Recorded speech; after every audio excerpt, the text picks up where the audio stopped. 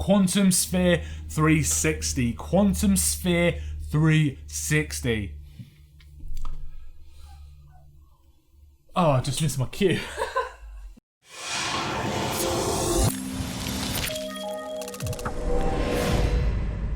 So JBL aren't new to audio, and when it comes to headphones, they usually do a good job of giving their customers great sound. But JBL are new to gaming, and they've launched a brand new range of gaming headsets of late, and the one we're concentrating on today is the JBL Quantum One, a wired headset that not only features 7.1 simulated sound, but also active noise cancellation and spatial awareness, depending on the gaming hardware you plug it into, but more on that in a moment.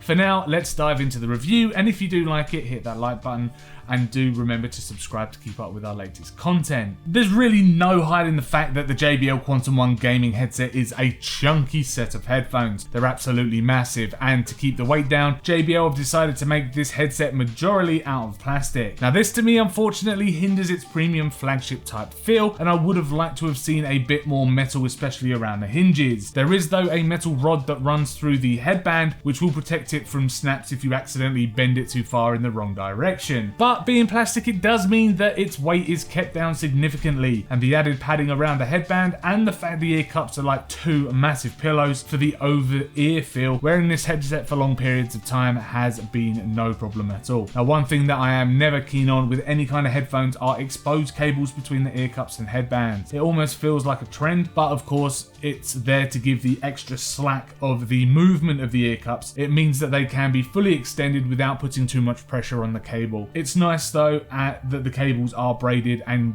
giving some form of protection. Now there are some subtle RGB LED effects that can be turned on or off and appear in two different places. The first is directly around the logos on each ear cup, which looks as if the RGB panels are covered in mesh. The second snakes in a jagged pattern around the logo, which again feels very much on brand and gives off a nice subtle effect. Now there's nothing gaudy about the JBL Quantum One gaming headset despite what this box looks like, and everything is nice and tasteful and primarily all in black. Down the left ear cup you can find your interface, and for the most part it's very simple to use. So from the top to bottom you've got the active noise cancellation or talk through button, which switches between having full active noise cancelling audio and the ability to hear your surroundings. You've got the recenter button for head tracking, which we'll go into a moment. Next up is the volume wheel, and directly under that is the microphone mute button, which only activates when you have a microphone plugged into the headset itself. And around the bottom of the left ear cup are your inputs for the 3.5mm aux jack, your microphone input, and the USB Type-C input for your audio controller,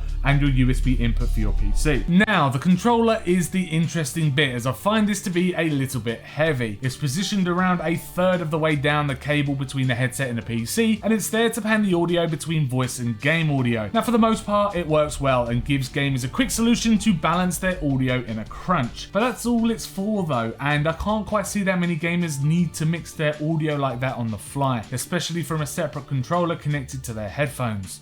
I would have much preferred to have done this in-game or through my Discord channel. But despite me not being a fan, it is built well and the knob is very much fixed in place with a very little wobble. Now there is also a cable for console users too, which plugs directly into the controllers of said consoles. Think the PS4 and the Xbox One. The Nintendo Switch, you can have audio through the USB-C, but the microphone pass-through doesn't work. Now for the most part, I'll let you know it's usable, but you do lose the small USB mixer functionality that you get when you use it with a PC.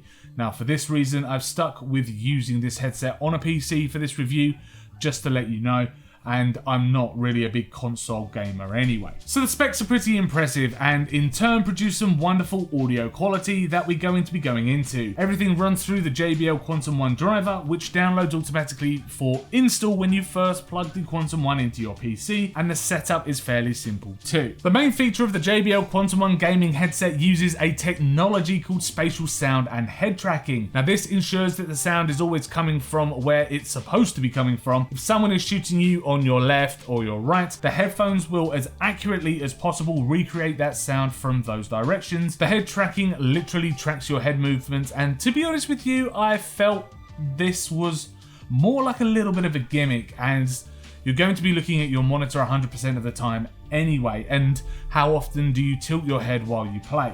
Now, to remind you, the Quantum One are wired, so you're tethered to a PC regardless. If they were wireless, then it does make more sense using them with a VR system to really take advantage of that head tracking, but as it stands, it's not really that great. For the most part though, the spatial audio does work. I was playing some Vermintide 2 and it was great hearing grunts, rat squeaks, and footsteps from approaching enemies, giving me time to quickly react to the direction they were coming from. And being able to place those pesky mages that create those green tornadoes on the map was absolutely wicked. I spent my time in Vermintide 2 flipping between the standard stereo and spatial sound, and while the standard stereo audio to me sounded fuller with a lot more rumbling bass, the spatial awareness helped with my gameplay. To really take advantage though of the Quantum Sphere 360 as they're touting it, you have to run a calibration which requires you to put an earbud microphone into each ear and run a series of tests. It doesn't take long at all, under the 10-minute mark, but it definitely helps with my audio quality inside of games. If I was listening to music though, it made the audio sound very tinny, which is to be expected in some ways. Things like footsteps, glass breaking, clips reloading, patching your wounds, all fall within the mids and treble range anyway. So it makes sense that the left side of the equalizer is heightened, as these are useful cues inside of games to know where the enemies are. Now, footsteps in Call of Duty Warzone were also hugely prominent too, and there was a scenario where I was hunkered down in a house in the hills area and someone dropped in on my roof. I was downstairs and the enemy soldier broke a window to get into the attic. Now, it was super clear through the headphones and I just heard his footsteps plodding around upstairs. I waited until he was at the far end of the room and I popped up and shot him from the stairwell. It was insane the level of detail I could hear in that game, especially when it came to positional audio cues. Now, unfortunately, the audio, because of its heightened treble, loses a lot of that punch that certain guns carry. And it's hugely noticeable in the shotguns. They ended up sounding very hollow, but I suppose this is a trade-off if you want to get more accurate enemy placement, and it's definitely a welcome trade-off at that.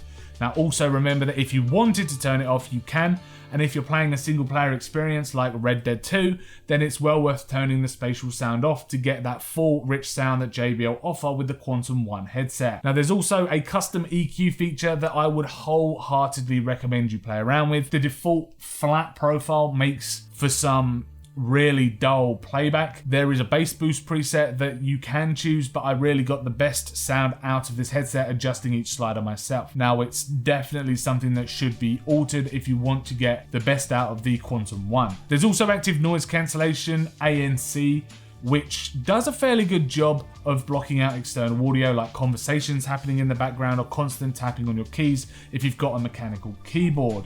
The biggest issue here though is the fact that you need USB power to activate the ANC. This means you won't be able to take these headphones onto your train commute to work and enjoy that silence that ANC promises.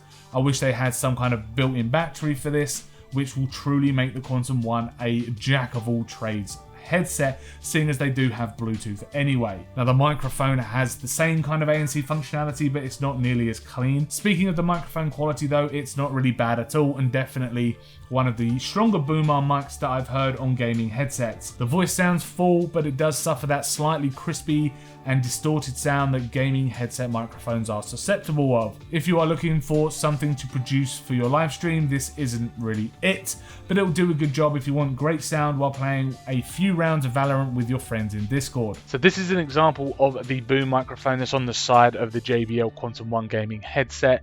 As I say, it's not really the best quality in the world. Very much sounds like you're speaking through some kind of radio. Heightens the immersion for games like Squad and Call of Duty. If you're playing online, we're playing them over on Twitch at the moment. Go check it out. Shameless plug. But this is an example of the quality that you're going to get through the microphone. It's not just gaming that the JBL Quantum One changes the way you hear things. I mean, a great example would be listening to my friend's podcast, The Super Show, over on YouTube. Go and check it out if you haven't already. Card up here, link down below. And what was interesting is listening to all the little details of their voices and the way they speak. You know, the natural smacking of the lips or a muffled swallow or small breaths. Their podcast is recorded well and the sound quality through any device is decent, but with the JBL Quantum Ones, it was just so much more detailed. Now, I'd like to point out too that JBL offer DTS 2.0, 3.0 with these headphones, which is especially great when it comes to watching media sources. This helps bring surround sound to the headset when watching a movie or TV series or something through Netflix or Amazon Prime. And it sounded absolutely great, and I'd recommend if watching media you switch it down to DTS and using the JBL Quantum Sphere 360. Bit of a tongue twister, that one. It again made the sound extremely tinny. And that's really something you definitely don't want, especially during big action scene moments. The Mandalorian, now that season 2 has dropped, finally sounded absolutely wicked. Now, no spoilers, but the final fight scene, absolutely marvelous. And again, there was a great amount of detail in subtle sounds that you just wouldn't pick up if you were using these headphones in standard stereo sound. Now, the only time I reverted back to standard stereo sound was when I was listening to music, as music can rarely take advantage of 5.1 audio or bigger anyway, unless it's been intended for that type of content, like special orchestral recordings and whatnot. But if you're like me, who enjoy their music through their desktop, through streaming apps like Spotify or Amazon Music or whatever else, then you're going to have a great time here. Now, JBL have certainly entered the gaming market with a massive bang, producing a set of gaming headphones that could quite easily rival the top dogs of the industry, especially when it comes to audio production. The Quantum One is packed with a load of features that not only sounds great, but for me anyway, actually somewhat improved my performance and reaction speeds inside of games, as I was able to place enemies pretty accurately. Plus, if you're like me who spends most of the time at their PC either working or chilling out, this headset has you covered, as even music and watching movies provides you with extremely decent sound. If it wasn't for the way you connect it to a PC with the built-in mixer and a USB cable, these would be my headset full time. But because I rely on a Go XLR for my audio for streaming purposes, it's got to be compatible with that. But if you're looking for a straight plug and play headset with minimal setup, then look no further than the JBL Quantum One, as long as your budget can stretch that far, as they're not cheap. Right now you can find them online for around £229 here in the UK, which is pretty expensive, but for the sound quality you receive, you could justify the cost. So thank you very much for checking out our video review of the JBL Quantum One gaming headset. If you enjoyed this video, then hit that like button. Please subscribe to keep up with our latest tech and gaming videos, and also let us know in the comments down below if you would use the JBL Quantum One, or they do have a huge range of JBL Quantum gaming headsets now, which I believe are cheaper than this. This is the flagship model, but they do come in cheaper than this. But let us know in the comments if you would go for this, or you would go for a more known brand of gaming headset. Also, we are now live on Twitch, so make sure you head over to twitch.tv/TechNuovo to see us there, to say hi, to talk about tech, to talk about games, to ask us any questions. We stream on a Tuesday, Wednesday and Thursday night, UK time, 8:30 PM till late, when we get tired. But the link is just below, or you can go to the description to click on the link there. But come say hi over on Twitch, twitch.tv/TechNuovo. As I say, thanks very much for watching, and we will see you in the next video.